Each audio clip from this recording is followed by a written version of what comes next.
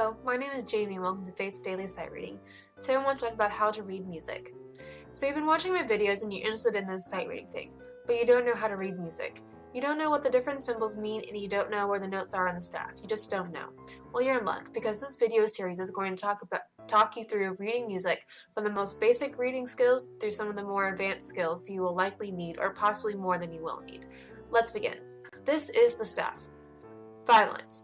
If you see one line staff, this is usually for percussionists that play non-pitched instruments, and you'll see why in just a little bit. If you see 4, 5, or 6, and it says tab written here, this does not count. These videos are about how to read off of the good old-fashioned staff. Staff uses the musical alphabet, which is from A to G. Then it repeats as many times as it needs to. There are different clefs. If you are attempting one of these instruments or voice parts, you'll use these various different clefs. They each have different meanings for where notes are in the staff. Importantly, where the notes are on the staff is determined by the center of the note head, and these note heads can appear on lines or on spaces. The musical alphabet lines up differently on each clef. There are different phrases that you can use to memorize the different lines and spaces. You can just memorize certain landmarks and use that system. Regardless, when you see these clefs, it means that these letters will be exactly here. There are some slight variations of the clefs, but if these exact clefs appear, then this is where the notes go. I only mention these because they are the most common. Ways to practice include identifying notes on pieces of music. All you have to do is find sheet music and then start labeling or at least figuring out the pitches. As a bonus piece of information, when you see extensions like these, they are called ledger lines, and to determine these note names, all you have to do is continue that alphabet either up or down.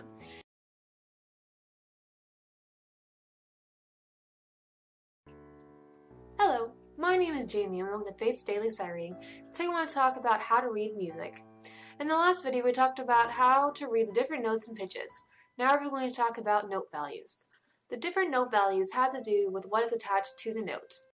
These are the most 5 common tone lengths. There are more, but the beats are what we are actually after. If you see a whole note, it gets 4 beats. So if your beat is this fast, then your whole note will be played like this. So, whole notes get 4 beats and 8 notes get half a beat, so a string of 8 notes would sound like this. Then composers make up the note values and you get rhythms. Combine that with pitches and you've got some music going. Now, there are other things that affect how long a note lasts, and that is this thing. They are called rhythm dots, and they change the note value. They change it to 150%, a time and a half of the original note value. So a half note lasted for 2 beats. Once we apply a rhythm dot, it is now called a dotted half note, and it gets 3 beats. Check out this chart. In our next video, I'm going to talk about what happens if the beat changes. I don't mean tempo changes. Tempo changes are speed changes, like in a car going from 40 miles per hour to 60 miles per hour. I'm talking about something different than that. Ways to practice your rhythm include looking at either a rhythm book and trying to count or clap the rhythms, counting to be described in the next video as well, or you can use a good old-fashioned sheet music and use just the rhythms of the music and clap or count those rhythms.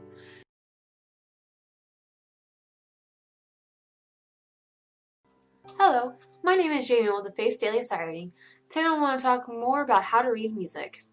In the last video we talked about how to read the different note values. Now we are going to talk about time signatures and how they affect note values. This is an example of a time signature. All the notes discussed in the last video and the chart of notes values still holds true here. This is because the top number tells you how many beats there are in the measure and the bottom number tells you what gets the beat. So for 4/4 time, the top 4 tells you that there are 4 beats and the bottom 4 tells you that the chord note gets the beat. You can change these numbers as a composer to something like 3/2 if you would like.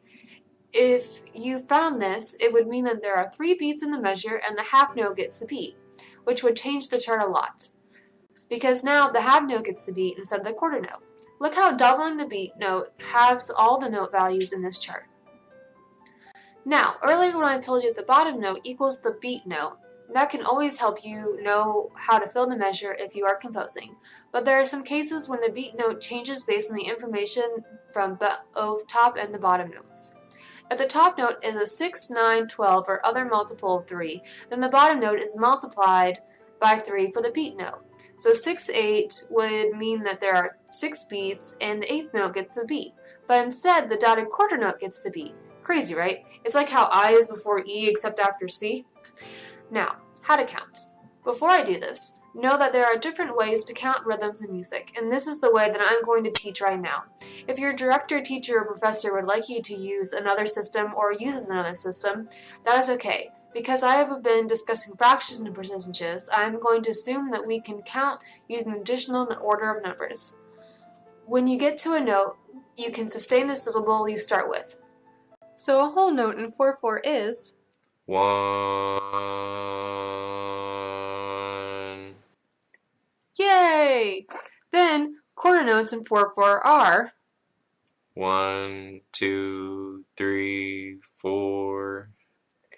Then it resets the count at the bar line. So it's again 1, 2, 3, 4. Yay! Because the beat note gets the numbers, then if you have notes that fall halfway between the numbers, you say and. So this rhythm would be 1 and 2 and 3 and 1. In 9/4 time, the dotted half note gets the beat, and the thirds are the beats are la and li, which sound like the abbreviation for lollipop but isn't. This rhythm is counted 1, 2, lolly, 3.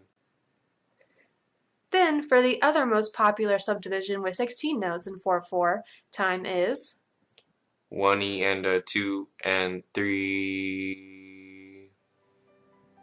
Ways to practice your rhythm include looking at either a rhythm book and trying to clap or count the rhythm, or you can use good old-fashioned sheet music and use just the rhythms of the music and clap or count those rhythms.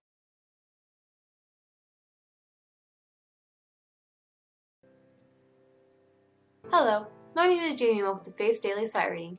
Today I want to talk more about how to read music. If you've seen my other videos in this series so far and you understand note names, note values, time signatures, and counting, then you are ready for the next tool, which is the metronome. The metronome is an awesome tool that can be used to help you practice your rhythm. Metronomes can be purchased at music stores, sometimes even at Walmart, online stores, or also in app stores. There are free ones available in app stores and online if you can manage past ads and not getting distracted with all the other things that your device has to offer you, like texting or online shopping. Once you have your metronome, here's how you use it. So the first thing you need to know is what BPMs means. So like miles per hour is a speed thing, and the number is how many miles the object would traverse in an hour at a constant rate.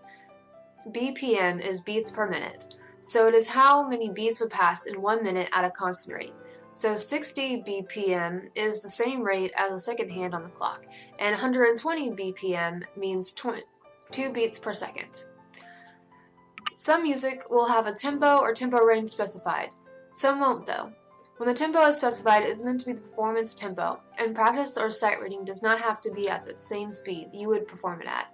It can be slower or faster. Now, depending on your metronome, the device or program may have different extra features. Common ones include adding subdivisions to the sounds being produced, like eighth notes, triplets, or 16th notes. Many musicians will work to make sure that their subdivisions of the beat are lined up where they are supposed to be, and this can help. Some metronomes, if you can specify the time signatures or at least how many beats are in a measure. It can give you a special click at the beginning of each measure. This can help to hold you accountable that you don't skip a beat or add a beat during their performance. It's a very useful tool for practice, but the reason you don't see it in performance is due to the extra sounds/rhythms produced by it can distract from the rest of the music being produced. And once timing is mastered, many artists prefer some freedom to take liberties with the tempo that the metronome wouldn't allow.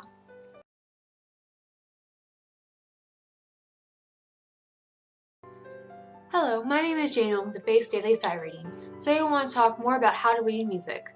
Sometimes the composer makes substitution to that recipe and end up with something new and exciting and sometimes challenging. That's what I'm going to talk about today. Accidentals. Accidentals are how musicians get to add spices and fun ingredients to the mix, and they look like these. Though these three are the super common ones, the sharp raises pitch by a half step from a normal note to the next note up. Then a flat conversely lowers the pitch, and a natural sign returns the pitch to its original non-altered, just plain old letter note. This is what raising and lowering pitches looks like on different visual instruments. Accidentals are used to fill in the holes in the scale. Just looking at the C to another C on a keyboard, there are a bunch of notes that we wouldn't use.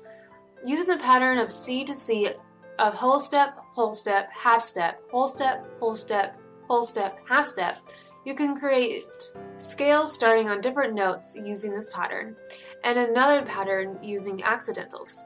Sometimes composers will use accidentals that will be standard for a piece of music or a section of a piece of music in a key signature, but we will get to that in the next video. Also, note where the half steps are in the alphabet and how that between E and F and B and C, there are already half steps. No notes are in between these notes in our 12-tone chromatic scale, which means that when you see E sharp, it is the same pitch produced as F, when it uses E as a half step. Chromatic scales such as this one use all 12 notes and can be seen on a staff here. Then, as we wrap up this video, I want to show you two more accidentals, and they are the double sharp and double flat, and these accidentals change the note by whole steps. If this is the first time you've encountered sharps or flats, I would highly encourage you to check out my next video in the series of key signatures.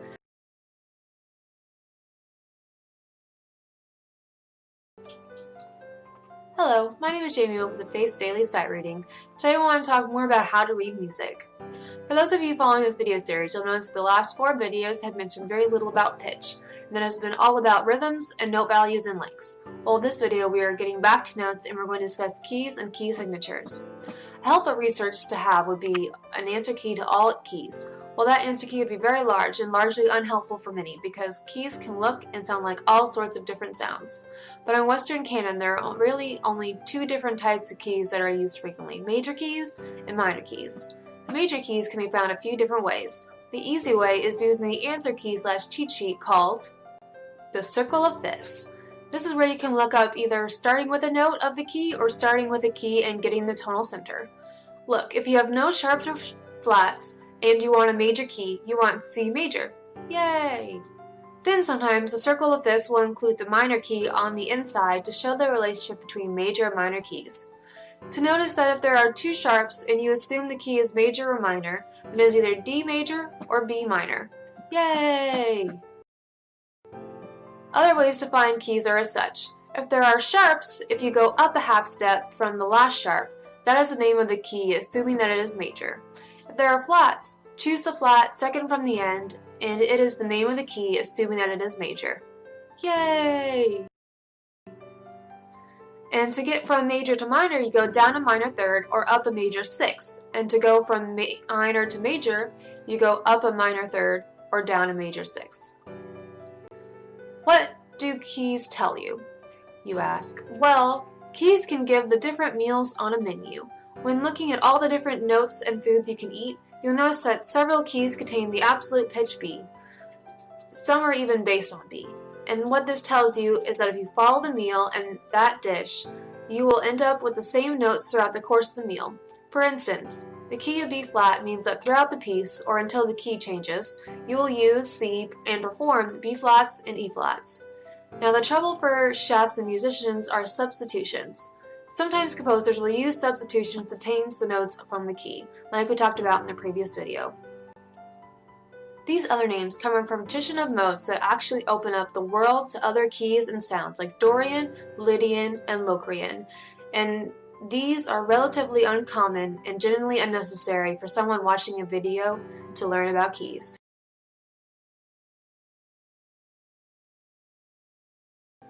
Hello, my name is Jamie with the Face Daily Sight Reading. Today I want to talk more about how to read music. Now up until this point in the video series, How to Read Music, we have discussed a lot of things, and I just want to point those things out to you now, because I can't go over all the instrument techniques and fingerings or vocal techniques or concerns with these notes or rhythms in the next 2.5 minutes, but I can help realize and synthesize the things discussed so far. So here are some examples of all the things I have talked about so far in these videos put together and realized in this one example.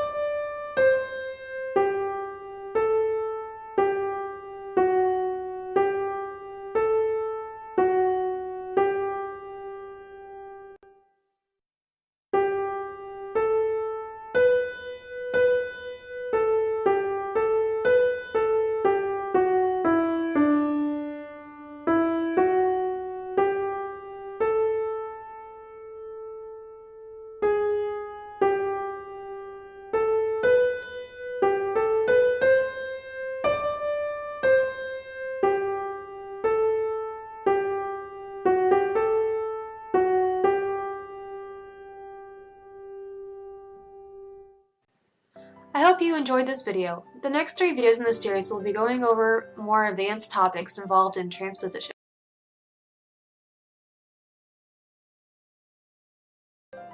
Hello, my name is Jamie and welcome to Faith's Daily Sight Reading. Today I want to talk more about how to read music.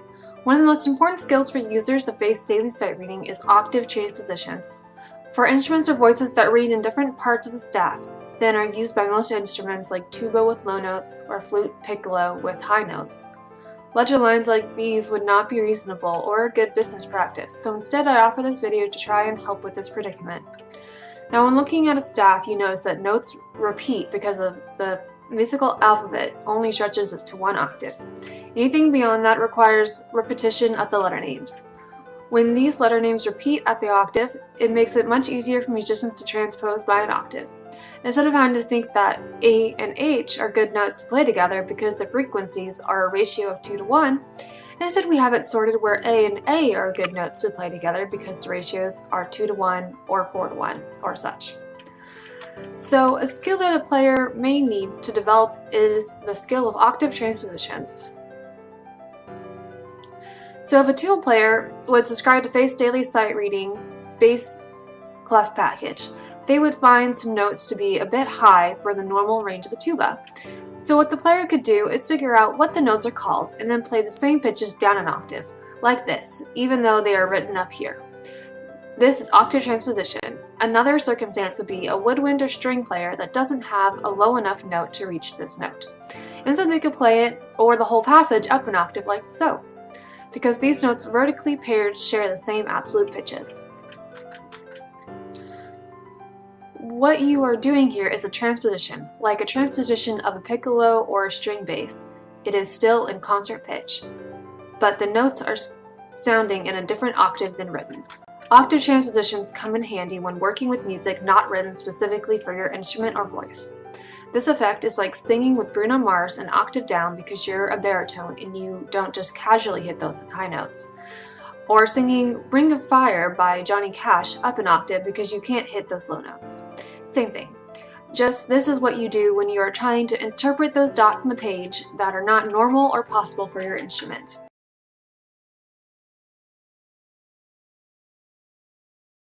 Hello, my name is Jamie and welcome to Faith's Daily Sight Reading. Today I want to talk more about how to read music. To continue my advanced section of how to read music, I'm going to talk about other transpositions. Now in the last video I talked about the easy ones, the ones that change notes by exactly an octave. And I'm going to discuss changing them by other intervals. There are different ways to go about transposing, and especially sight transposing. One way is through solfege. The old trick that we may have first been exposed to in choir or sound in music can help with transpositions. Using a non-fixed do, or the solfege that shifts with the key, you can mentally assign each note performed a solfege symbol. Then, if you want to play in another key, you just play those parts of the scale in another key. This uses solfege or scale degrees like this to transpose.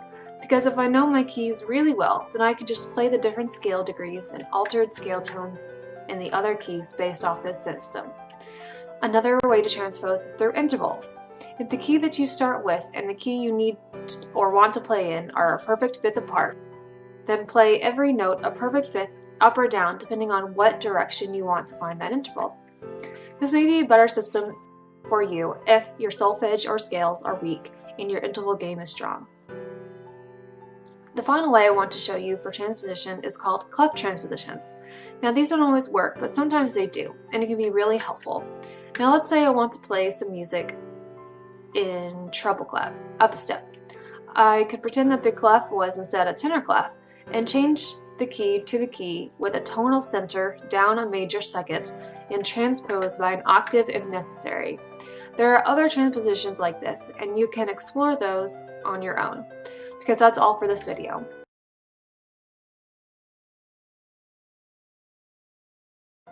Hello, my name is Jamie with Faith's Daily Sight Reading. Today I want to talk about how to read music. To continue my advanced section of how to read music, I'm going to talk about instrument transpositions. For this, I'm going to group instruments by transposition groups and assume that transposition by octaves is assumed.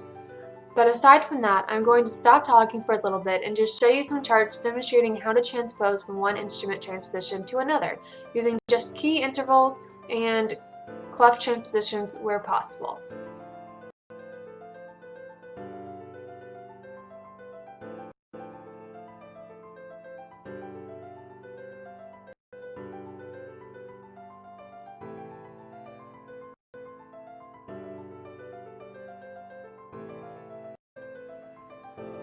Now, I'll admit instruments in concert pitch that no one could read bass clef are likely going to have it easiest unless you have your own set of musical skills up your sleeve and you break the mold.